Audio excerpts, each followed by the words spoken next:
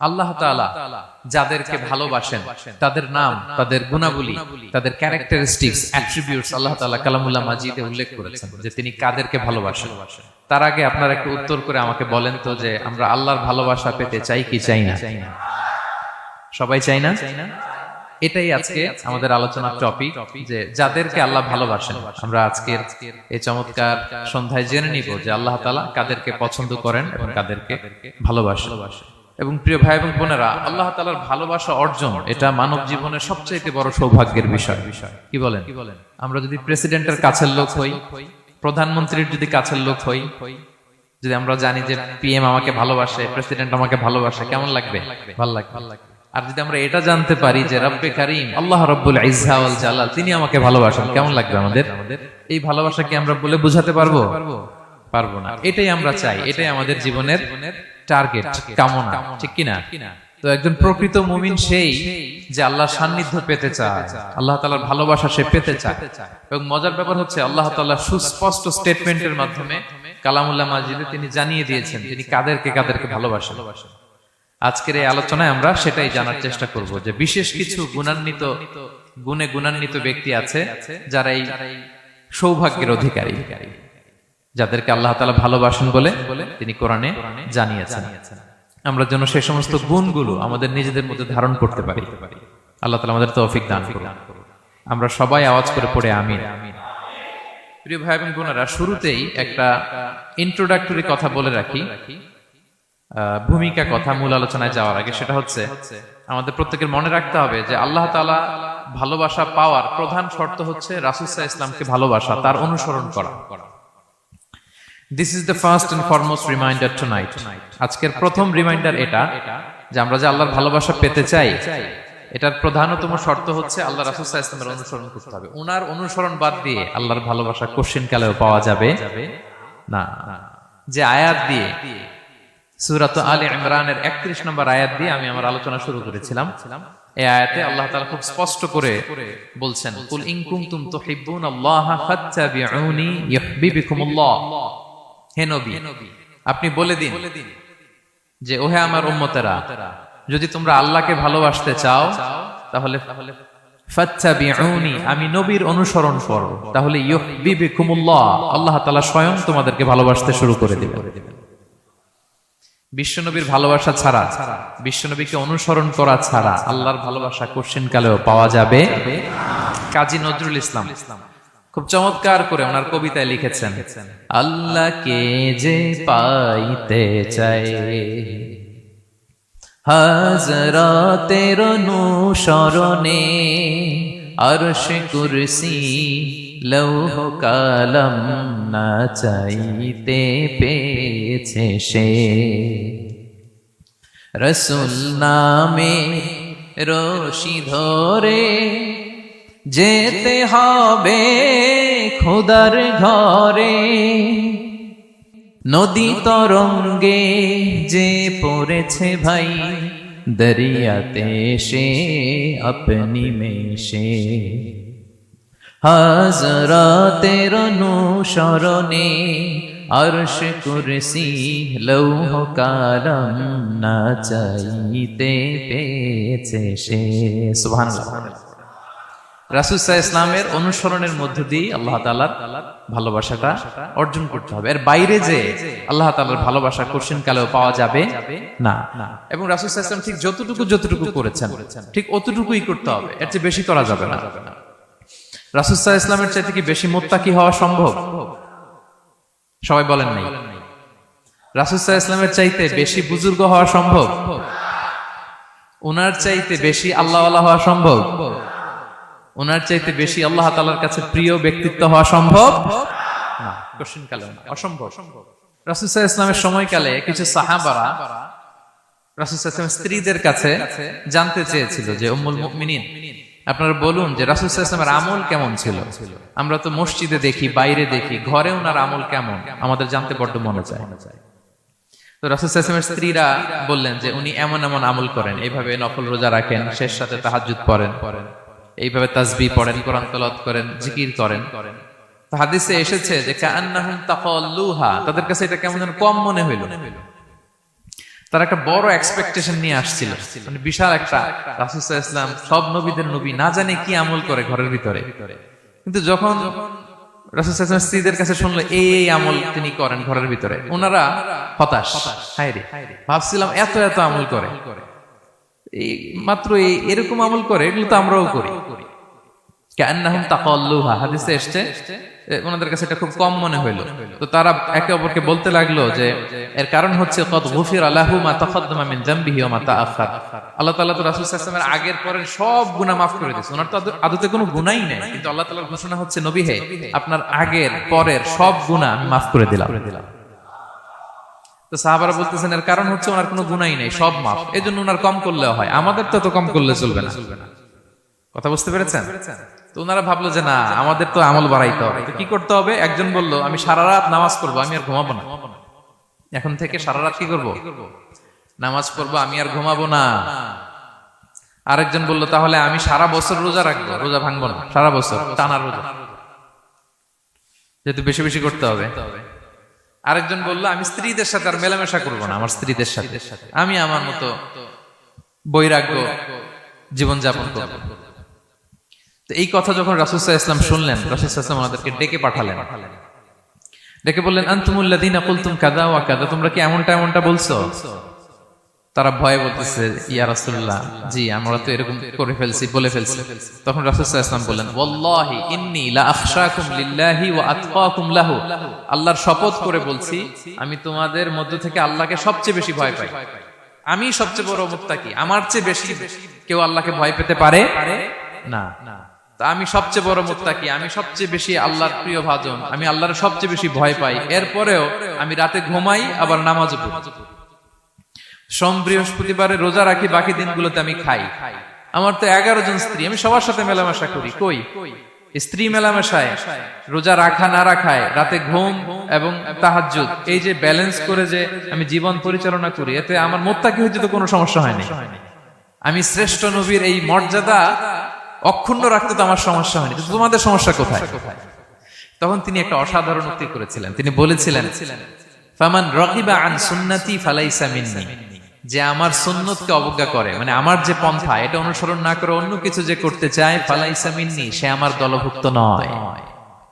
আল্লাহু আকবার! কি ভারসাম্যবোধ, কি ব্যালেন্সড লাইফস্টাইল, কি পরিমিতি বোধ তিনি আমাদের শিখিয়েছেন।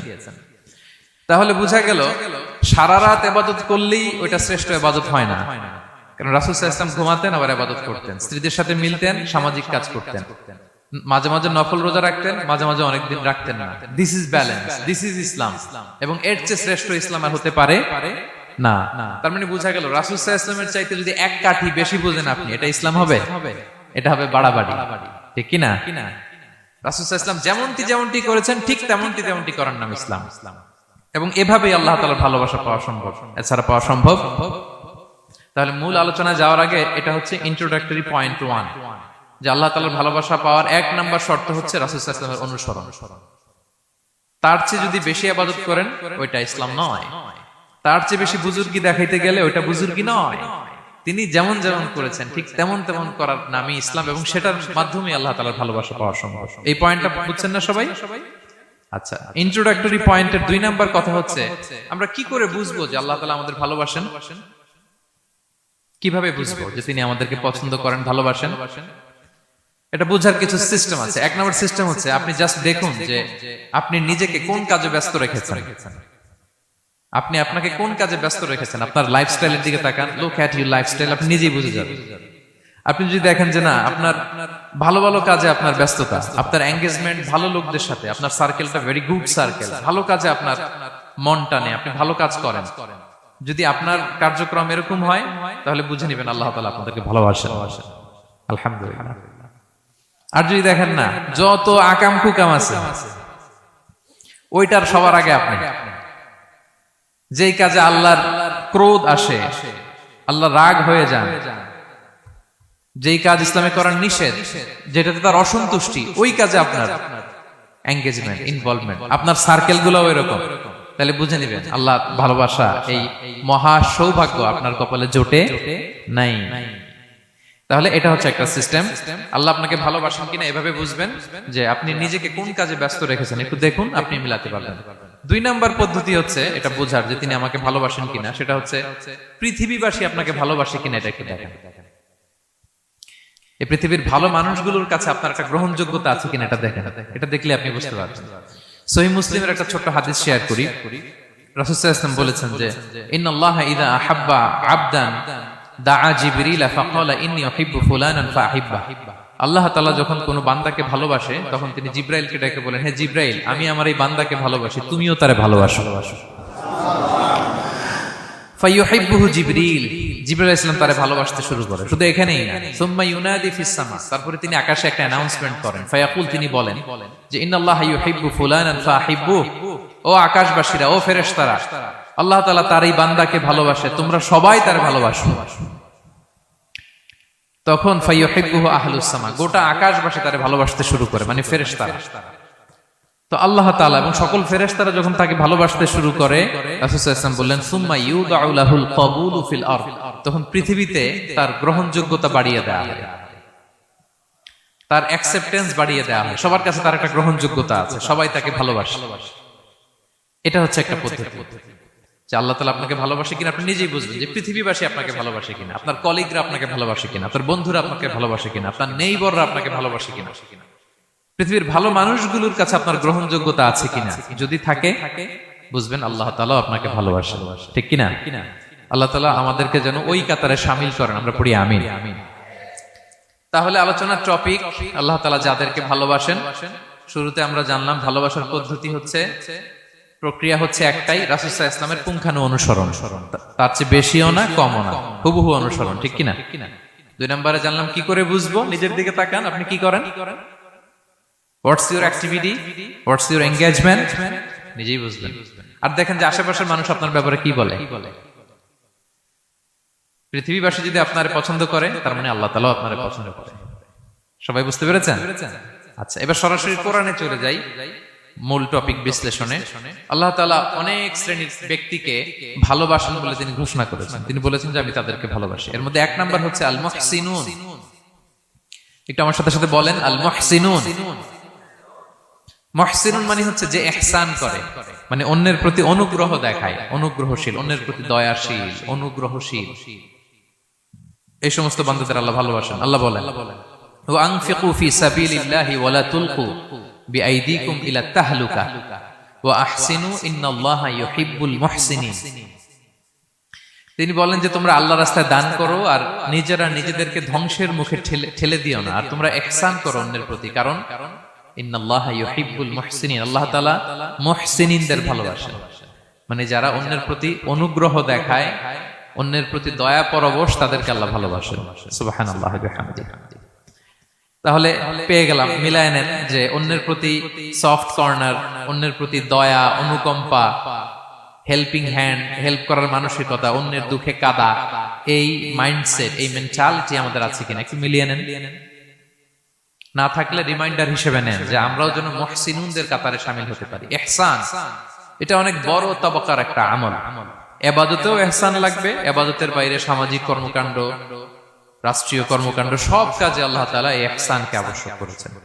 অনুগ্রহ, অন্যদের প্রতি অনুগ্রহশীল হওয়া। ইবাদতে ইহসানটা কেমন?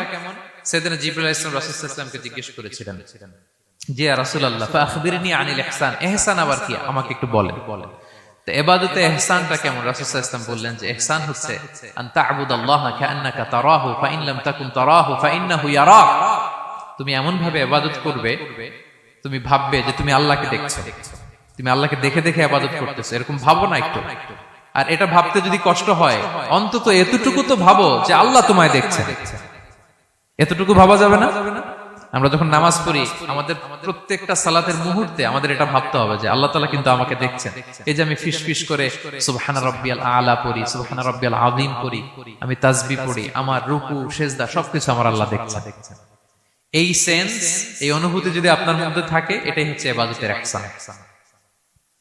আর ইবাদত ছাড়া আমাদের দৈনন্দিন কাজ, পারিবারিক কাজ, সামাজিক কাজ, এই সমস্ত কাজেও কিন্তু আল্লাহ তাআলা ইহসানকে আবশ্যক করেছেন। প্রিয় ভাই এবং বোনেরা, অন্যের প্রতি অনুগ্রহ করাটাকে তিনি কি করেছেন? আবশ্যক করেছেন। একটা ছোট্ট হাদিস শুনি। হাদিসে রাসূল সাল্লাল্লাহু আলাইহি ওয়াসাল্লাম ইরশাদ করছেন যে ইন্নাল্লাহা তাবারাকা ওয়া তাআলা কাতাবাল ইহসানা আলা কুল্লি শাই। আল্লাহ তাআলা সবকিছুর উপর ইহসানকে আবশ্যক করেছেন, সবকিছুর উপর। মুমিনের সব কাজে ইহসান থাকতে হবে, অন্যের প্রতি অনুগ্রহের পরশ থাকতে হবে। এবার মজার একটা পার্ট আসছে হাদিসে, খেয়াল করে শুনুন। রাসূল সাল্লাল্লাহু আলাইহি ওয়াসাল্লাম বলেন ফাইদা কাতালতুম ফাআহসিনুল কিতলা। আল্লাহ তাআলা সব জায়গায় ইহসানকে আবশ্যক করেছেন, এমন কি ফাইদা কাতালতুম, যখন তোমরা কতল করবে কাউকে, ফাআহসিনুল কিতলা, ইহসানের সাথে কতল করো। সুবহানাল্লাহ বললেন না? প্রসঙ্গটা কি? হত্যা।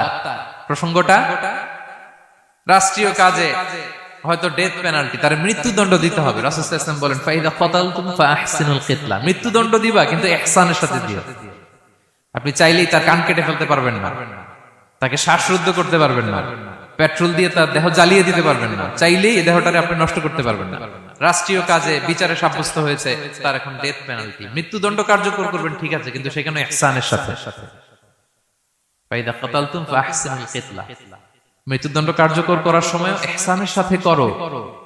ওয়া ইদা যাবাহতুম ফাআহসিনুয যাবাহা, জবাই করার সময়ও ইহসান করো।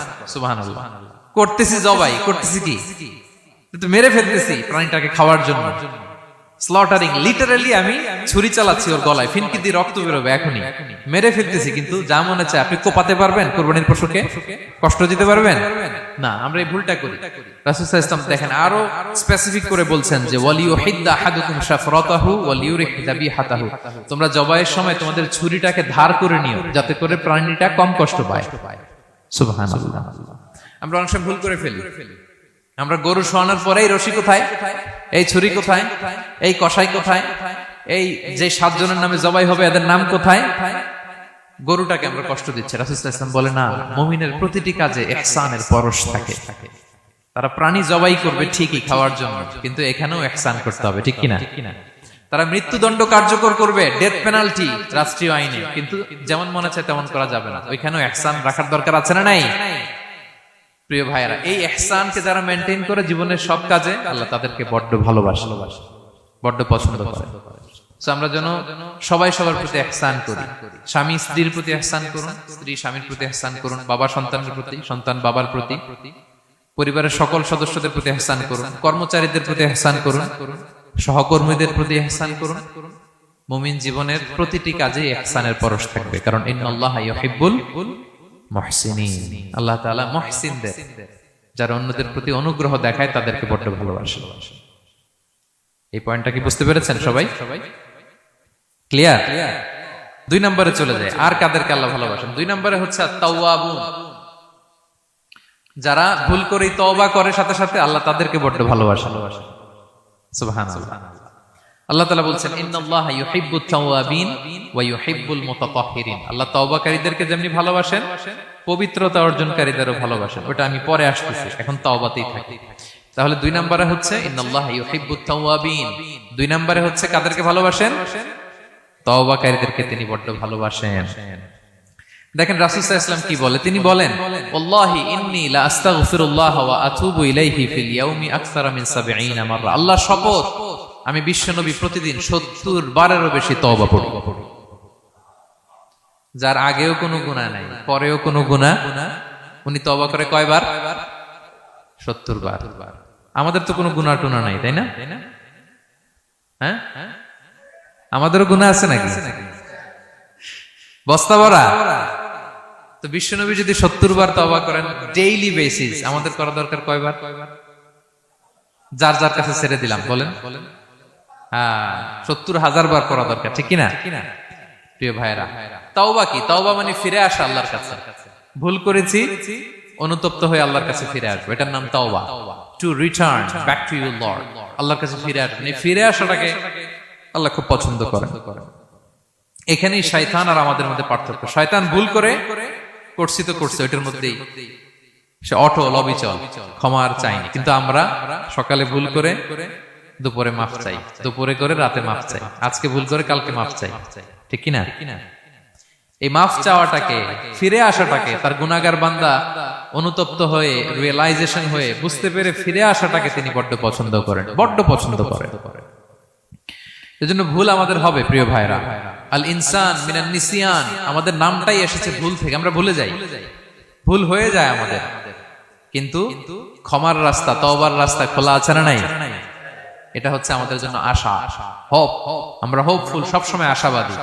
যত ভুল হোক, যত ভুল আপনি করেন, এটা খেয়াল রাখবেন, ভুল আপনি যতই করেন না কেন, তার রহমতের দরিয়া তার চাইতেও বড়,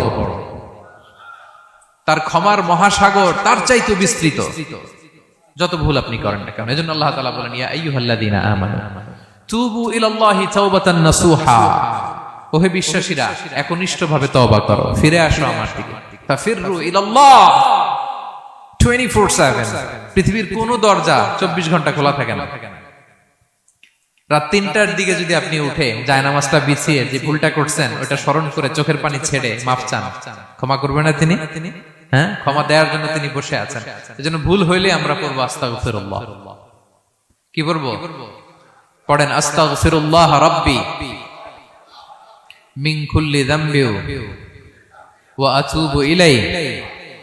পড়েন আস্তাগফিরুল্লাহাল্লাযী লা ইলাহা ইল্লা হুয়াল হাইয়ুল কাইয়্যুম ওয়া আতুবু ইলাইহি। এটা পড়ে আল্লাহর কাছে ফিরে আসবেন, অনুতপ্ত হবেন, আল্লাহ ভুল করে ফেলেছে, আল্লাহ তুমি ক্ষমা করো, আল্লাহ তুমি ক্ষমা করো, আল্লাহ আমরা ভুল করে ফেলেছি। ভুল সবাই করে, কে না করে?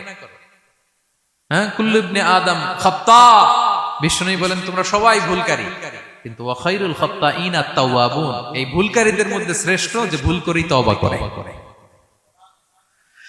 তওবা করতে রাজি আছেন তো? সবাই রাজি আছেন?